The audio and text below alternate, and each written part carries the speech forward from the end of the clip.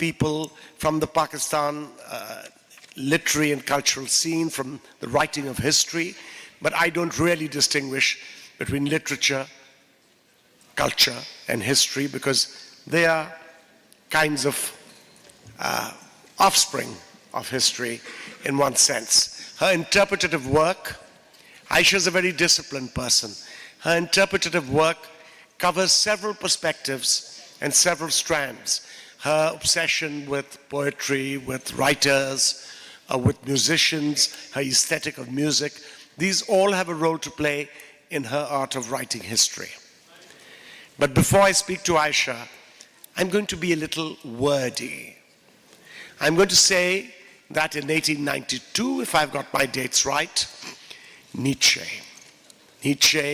the German philosopher, spoke about three kinds of history that were written. And the first of those was the monumental form, the kind that Edward Gibbon and the Fall of the Roman Empire looks at, the Victorian histrionics, the monumental kinds of history that strike to define heroic roles for nations and nation builders. Yes, powerful. Ayesha has dealt with nation builders, but her style of approaching them, Jinnah, remember, was one. Manto was another. I call him a nation builder too. Her style of writing is not monumental. Then there is the antiquarian forms of history writing. And we see enough of those where everything is carefully taken up, glories of Greece and Rome, and much detail poring over manuscripts. Every little figure in such an age is elevated to a major figure, and we sometimes have to struggle at universities with reading them for the purposes of history. But sometimes they are boring. I'm not saying the first two kinds of history writing are irrelevant. Then there's a third kind, critical history. And this is where Ayesha Jalal comes in. It is really an artificial construct.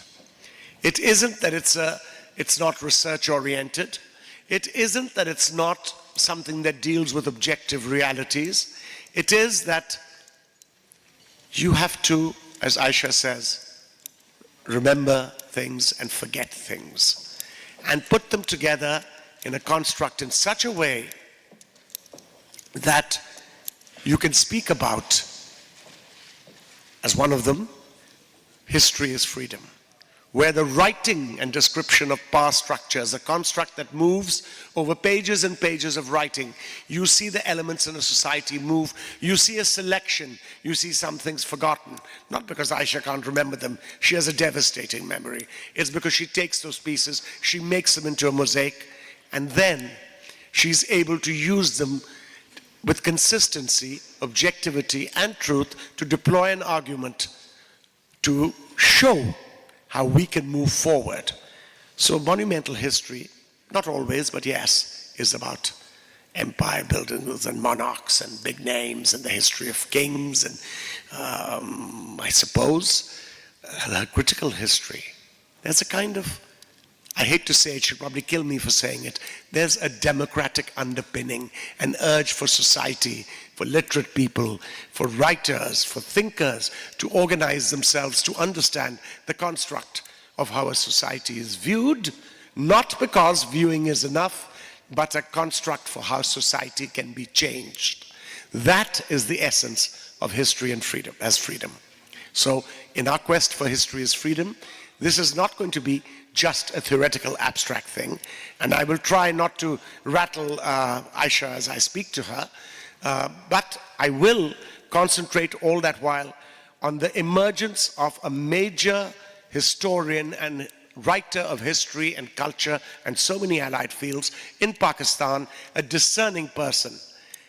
A lonely person only because there aren't institutions to be able to be created, transformed, and nourished by people like Ayesha.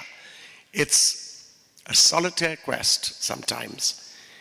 It's incredible how her mind develops. I'm going to look at this aspect of her mind, her memory, her forgetting, and sometimes contradict her very gently.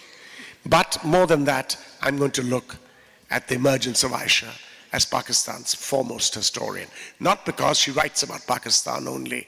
Her canvas is huge. It's her perspective. It's her genetic origin. It's where her roots are. We're proud of those roots. Ayesha Jalal, welcome to LLF. Thank you very much. Ayesha, can you start about how you, as a person, came upon a conscious concept of the writing of history and where you wanted to go with that history? Can you speak about that a little? Well, as I've always said, history is a dialogue between the present and the past. And so I had questions about the present. I mean, you explained the three types of history that Nietzsche speaks about, but let me give a little background before I answer your question, covering a little bit of the things that you said. First of all, I mean, between the issue about remembering and forgetting, I mean, Nietzsche says in his wonderful piece written many years ago, 1893, Uses of History, that, you know, it's possible to live without remembering, but it is impossible to live without forgetting. And so what does he mean? And in that context, he talks about the three types of history: the monumental, which celebrates, aims at acting and, I mean, doing something. Major national, maybe monumental histories are frequently national histories. And then, of course, the antiquarian history, which just preserves. And then the critical history, which is a product of feeling some degree of injustice, some oppression that you want to push against, that you want to question, that you want to understand. And so that is what critical history is.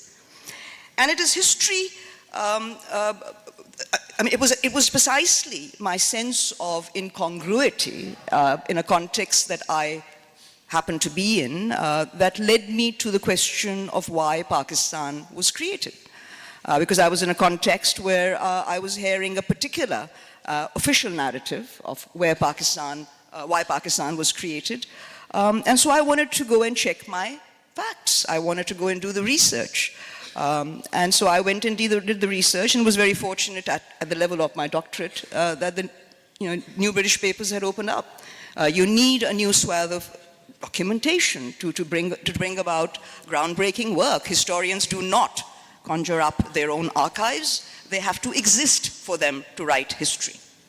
But is there a perception there, Ayesha, and maybe I've got it wrong, there's a perception that a sense of fair play and justice has not been applied to what you're writing about, and it's now high time we begin to understand the formative aspects of our genesis in South Asia as a nation as well. Look, I mean, all countries, most nation states have monumentalized their histories. There's nothing wrong with that. You can continue to celebrate. I mean, I think it's a very important collective endeavor for you to, for nations to celebrate their independence days and all their collective, remembrances together. But I also think that sometimes these weigh on you and prevent you from living the history of the present, which is of course always informed by the past, but to make a break and to make a difference and change. I mean, if you are content with your present, then maybe that makes sense. But if you are if you're discontent with your present, then you must have the ability to move beyond. You can't do that just simply sort of monumentalizing your history. You must ask why that monumentalized history does not deliver on many other scores for you, like your sense of identity, your sense of challenges in a modern, fast-changing world. These are the questions that you have to be able to have in order to really sort of relate to history. So what is monumental history doing other than to give an official narrative and the celebratory mode? Is it enabling you to be more equipped to meet the challenges of today? But Ayesha, is monumental history also taking into account certain distorting critical faculties? Absolutely. Monumental history simply erases, it simply silences entire awkward, it just erases those. I mean, that's what Wali was speaking about, those erasures and silences in history which are part and parcel of every nation state's histories. So yes, those are there. But when a historian throws light on some of those silences and disrupts that, the composure, that's when that debate begins. And I mean, that's when you begin to move beyond that's simple monumental. Because we moved a little to the abstract, I'll try and move a little away okay. and come to something which really happened in the last few years. Sure. nobody, since we've never spoken of it, ever understood the genesis of the 70 years of Pakistan. It grew out of conversations with Ayesha on the phone while meeting her for lunch, and her insistence that materials be supplied, collated in a way, because this was not the writing of history. We were using a newspaper at dawn and its files not to change things around or rewrite our perception of things, but actually to present things as they were viewed or allowed to be viewed at such a time. So when that happened, it was Ayesha, sometimes it's always Ayesha, who came up with a coherent picture of what we could look towards, who encouraged us, and sometimes over the telephone dictated complex pieces of historical narrative which had to deal with what we were going to. So this is an example of what has happened. It's not the creation of critical history, but it's the creation of documentation and the opening of archives so that critical historians would be able to function. Apart from you, Ayesha, do you see, and I don't want this to be only a partially honest answer for evoking optimism, do you see much signs of this critical faculty developing for the writing of history in Pakistan, given what is happening? I mean, it's better than it was 10 years ago, but I can't see that I see a sudden surge of interest. There are a few, and there'll always be a handful who will emerge as historians. But I don't see a surge of critical thinking in this country that's going to bring about that sea change that you need in your social sciences and your humanities, a new way of thinking that will give this country the kind of vision it needs to take up the challenges more effectively and to move on into the future. Ayesha, what worries me is nobody in this context mentions history textbooks. The kind of travesty historical textbooks have undergone in this country. It's the creation of a sham group of historians with a new historiography. I can't even use the word historiography towards it. It's an ideology which attempts to reassemble, juggle, and change the facts or the objective realities.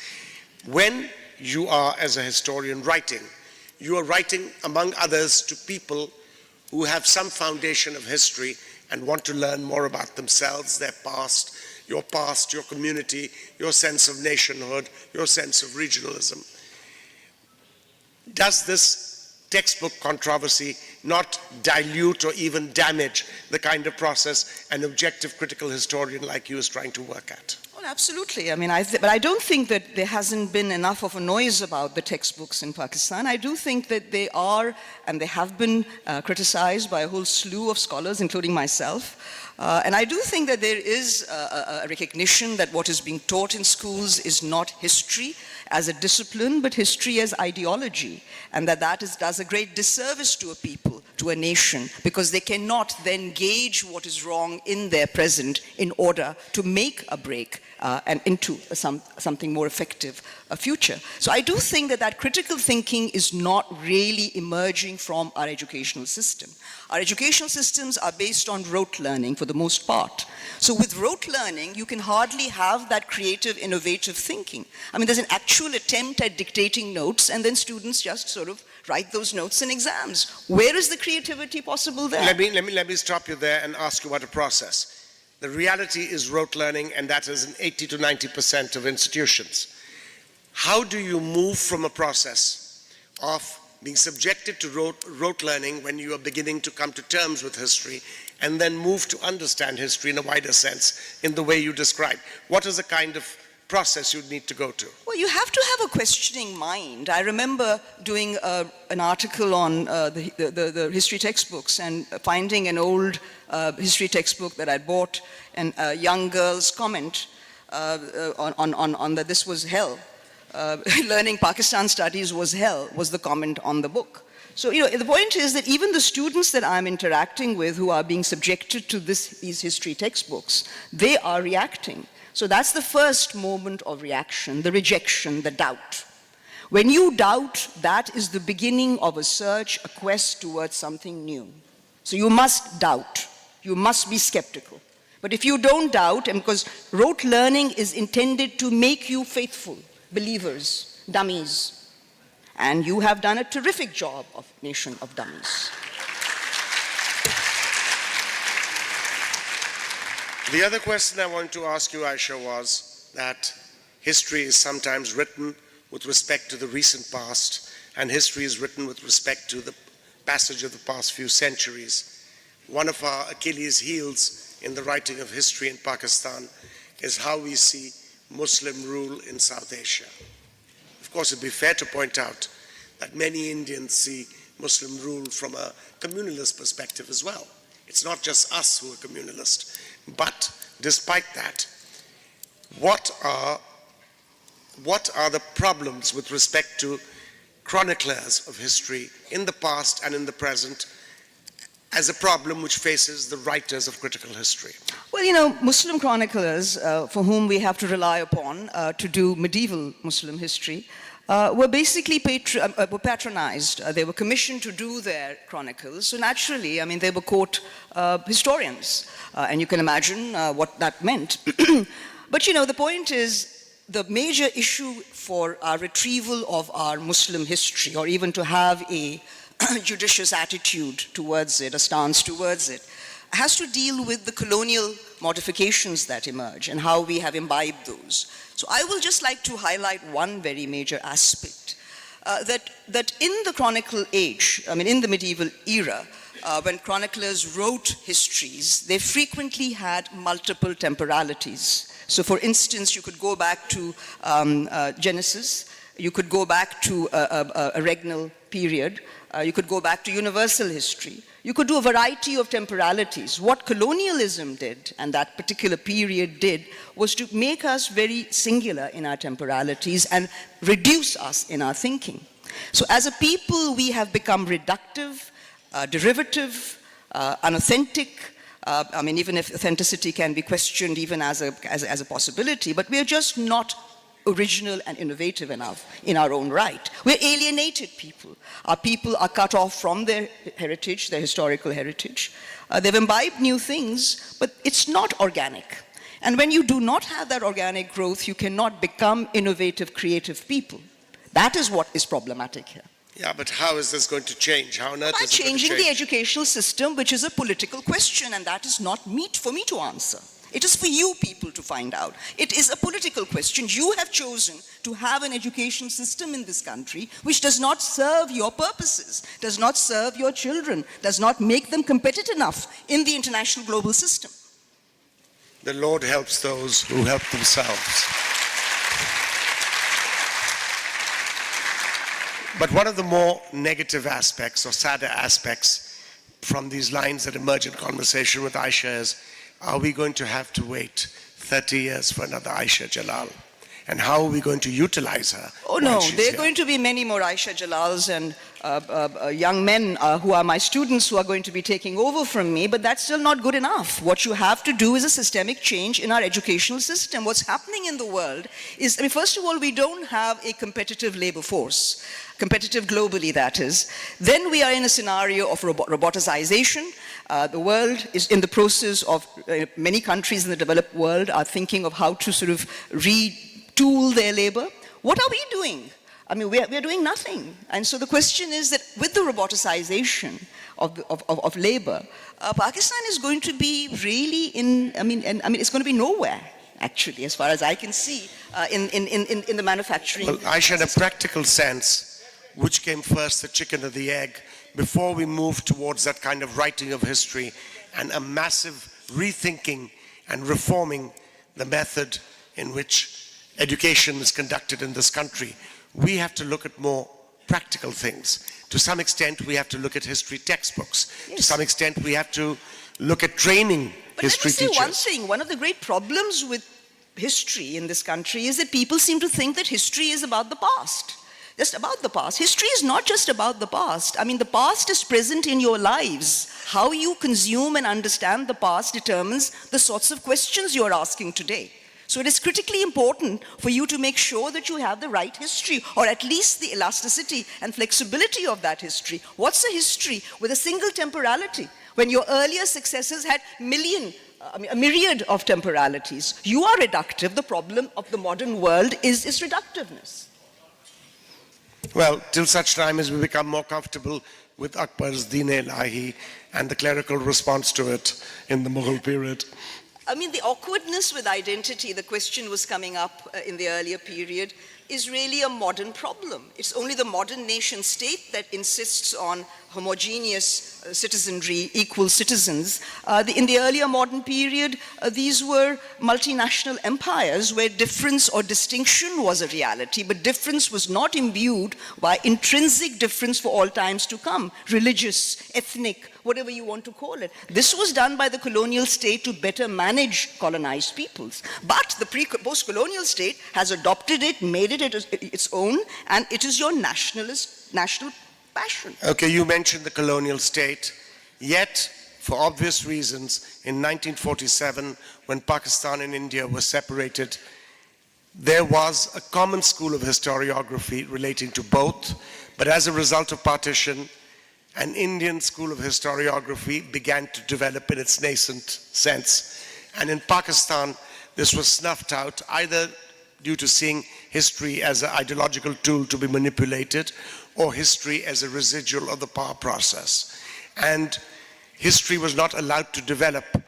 I think the most transparent case is of the site at Bambor, near Karachi.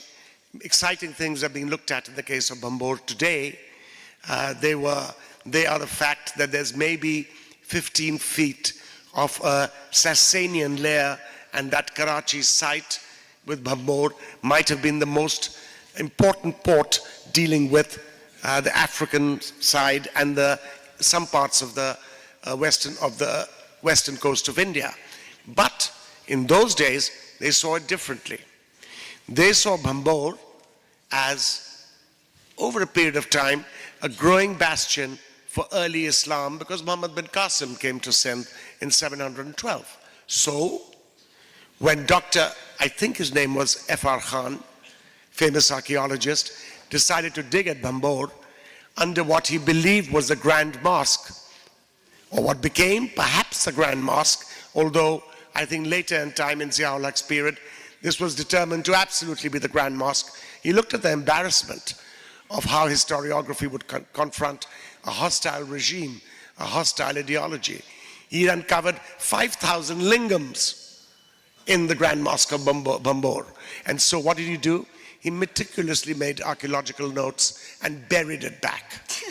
So that's where it lies, under what Naipaul was to describe as Zia-ul Haq's showpiece, the landing of Muslims in India. So how do we deal with that kind of thing? You live in Trump's America. You know how to deal with it because you have the state of Texas, which makes its own history and evolution textbooks. So being so close to the problem, even in America, and having Trump over there, do you see us as radically heading to anything different? Different to what? Different to what you're seeing, a kind of distortion of facts. Well, I think Pakistan's situation ultimately is far worse because I think that the pushback in America should be acknowledged and underlined. The pushback against the sort of politics that are being promoted by the current incumbent are being contested at multiple levels. I do think that Pakistan has its own contestations, and I just don't think that history and history writing is a priority.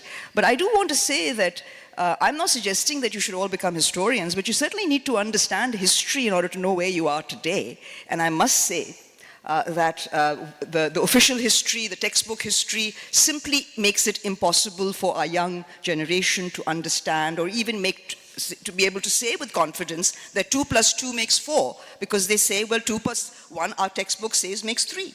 So when I've taught in Pakistan at LUMS certainly, the students have said, but why haven't we been taught this? This is not very controversial, but why were we not taught this? So there are these erasures, elisions, and so the students are completely uncompetitive. I can assure you that if we have a quiz as we walk out with Indian students and Pakistani history students, the Indian students will beat the Pakistanis. Ayesha, I'm going to be a little... So it's that bad. It's a desperate, dire straits. I'm going to be a little elementary. Yeah. I'm going to take you down 2 case studies of 2 books you've written. They're not the 2 most important books. I think they're very fine books. But they both deal with very separate periods of history. The first was the sole spokesman which dealt with Jinnah. The second was the book on the Balakot uprising of Sayyid Ahmad Rai Bareli. Jihad. So these two books, when you approach two different periods like this, in a way different from attempted critical historians in this region, what were the main problems you encountered conceptually and how did you overcome them? I mean, the first question for a historian is a good question. I mean, you need to have a good question. If your question is one, well, what happened in 1947? Well, it's going to be a very flat, boring history. So, I mean, as I keep telling my students, if you want to ask good questions for research, they should have some tension in them so that you can write it better. Is that why you've been accused of using the tools of irony and paradox over large historical narratives? But I will say that my leading question for my PhD thesis was, how did a Pakistan come about which satisfied the interests of its main constituents so poorly? And that's a damn good question.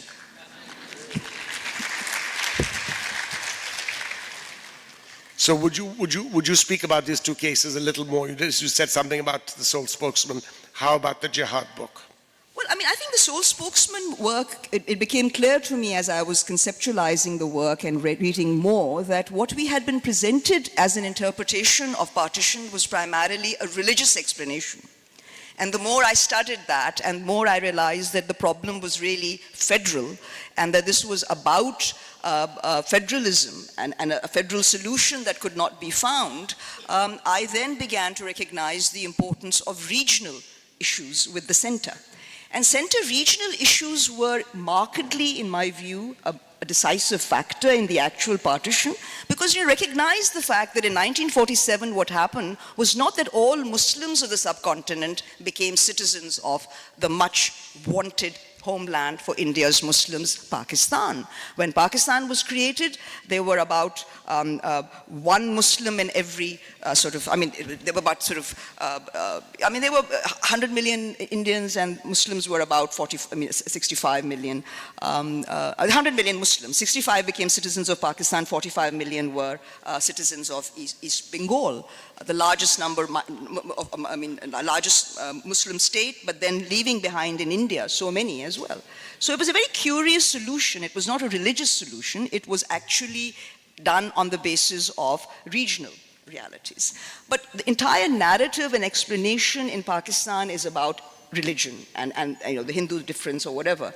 But you ignore the fact that there are regional variations, and so there's a need to sort of make the operative federalism work. But we keep sort of forgetting about federalism and going to some kind of a religious issue or some social paradox. But I do think that Pakistan's problems are federal. They always have been. The great constitutionalist, architect, founder of Pakistan, Quaid-e-Azam Muhammad Ali Jinnah, was a constitutional genius. He won Pakistan on a constitutional case.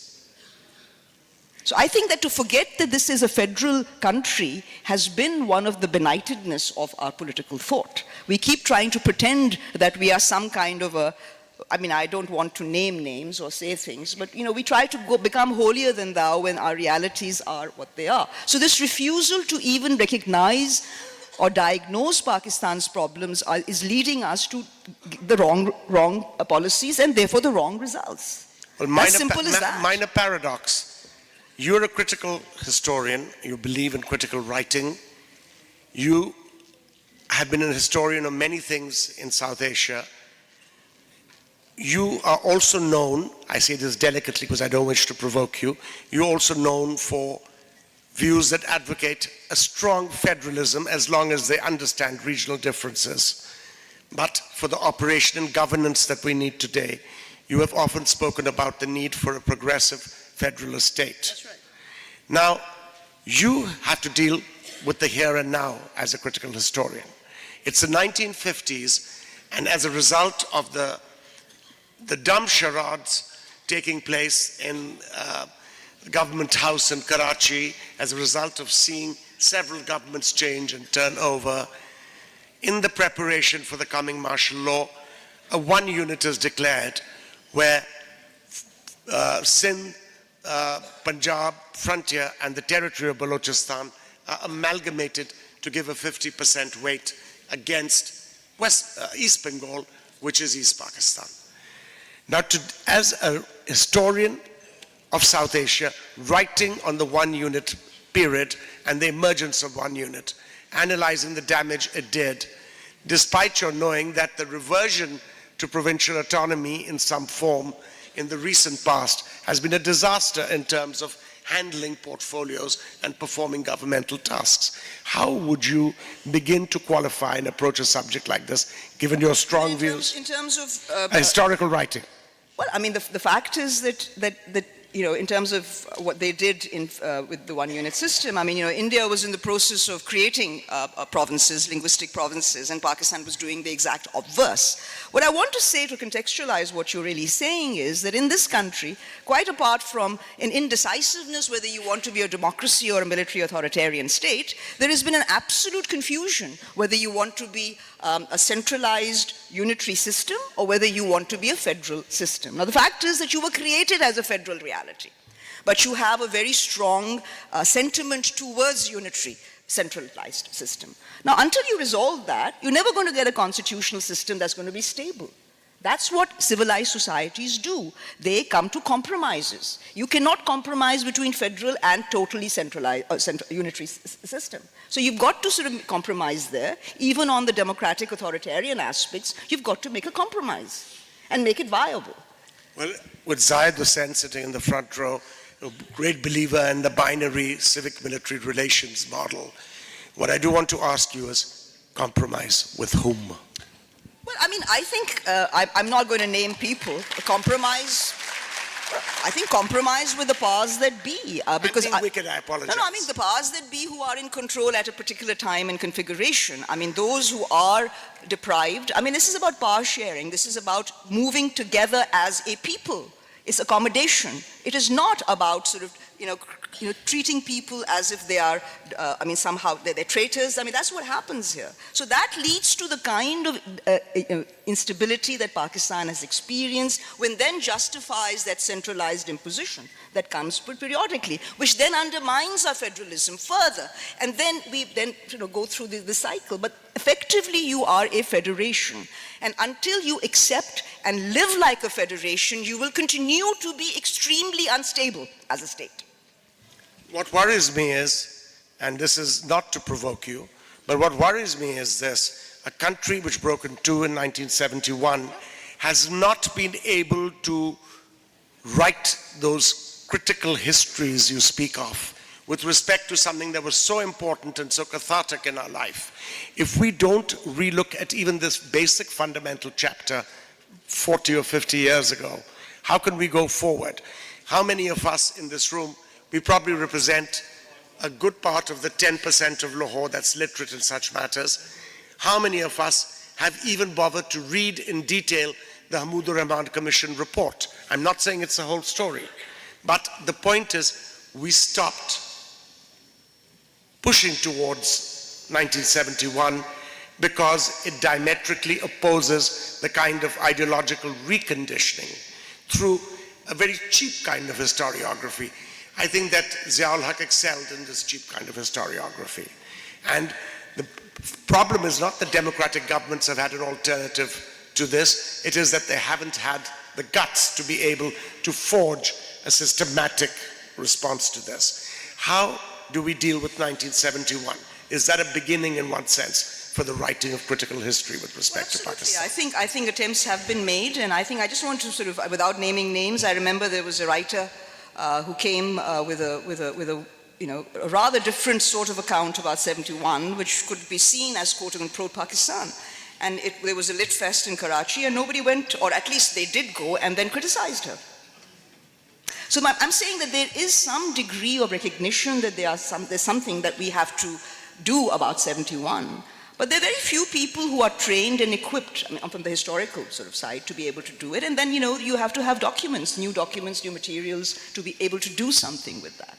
I would say that far more important, and in some ways more collective and perhaps even a little healing, would be some degree of, memorials, of the dead, and some recognition on the past of West Pakistanis of the excesses and misdeeds of the powers that be. Okay, I'm going to ask you another question. Another part where we as a nation fail. We speak about tolerance in the society. We speak about the right of respecting minorities. Maybe I'm making an anachronistic statement, but nobody expressed this better than Mr. Jinnah on August 11th, 1947. Zia-ul Haq moved to destroy the only film documentary of that. And of course, the Indian government in the All India archives, All India radio archives, holds that speech. But we have never been able to verify its existence in terms of today, except by written reports in the press at that time, which are not terribly clear. If we believe in religious tolerance as a nation, and that's one of the ways of going forward, shouldn't our critical faculties demand that we begin to see the evidence of these things?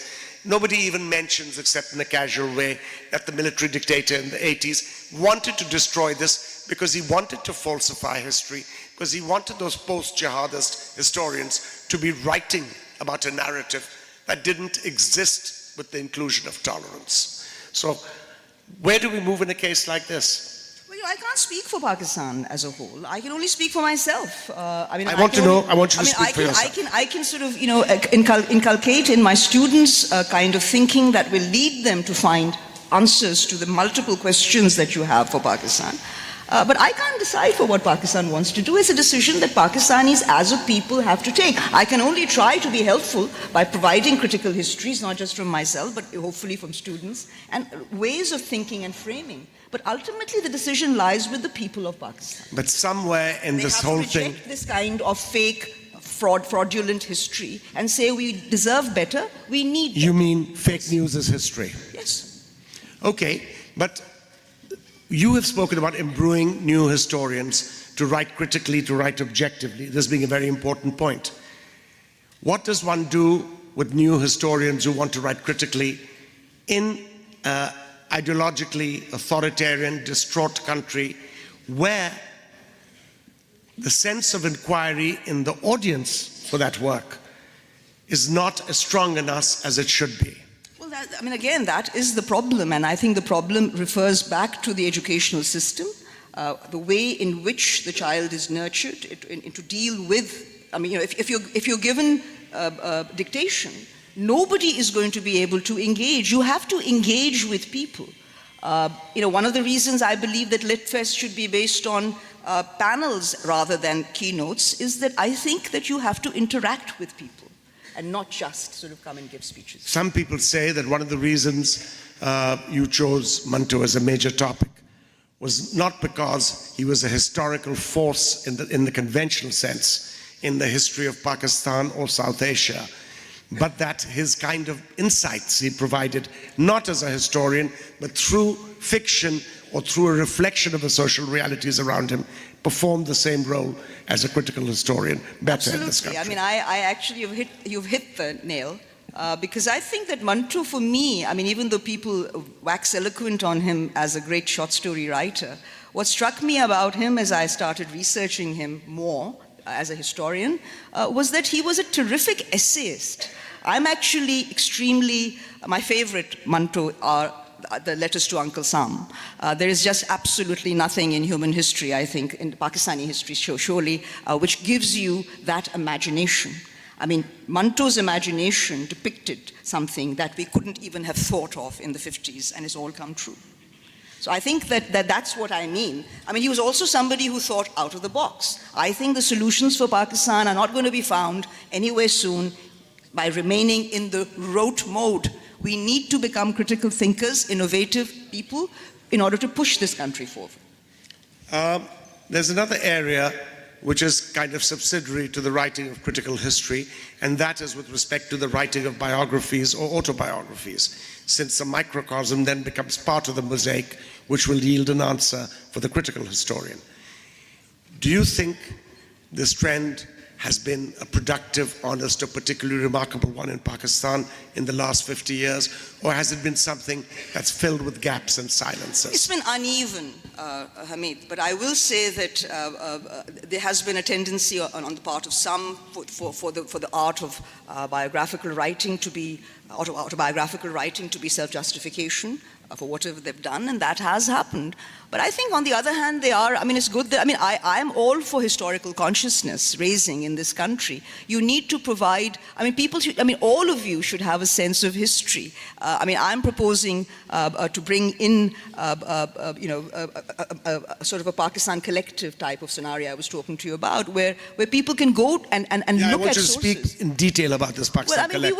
We would like to sort of have digital history. I'm interested in digital history, and I would like to sort of bring, including Manto's archives, I intend to bring them to the world, and I intend to do it not alone, but together with other friends. Faiz Saab's papers, Salima has promised, and I think there are a lot, and Iftikharuddin's. So I do think that we would like to do that, and I think that is a step forward. So it'll be open to people, and then people can navigate, and maybe students can come up with interesting research ideas. It's also an attempt for us to remember the Pakistan of the 40s and the 50s and the 60s that nobody remembers or thinks was even possible, or was little more than fiction. So we'd like to sort of, that connected histories of people of that time through a digitized archival website, which will be accessible to students, to scholars, and just people interested in history. Well, I hope there's an eyewitness who will record that in this audience today,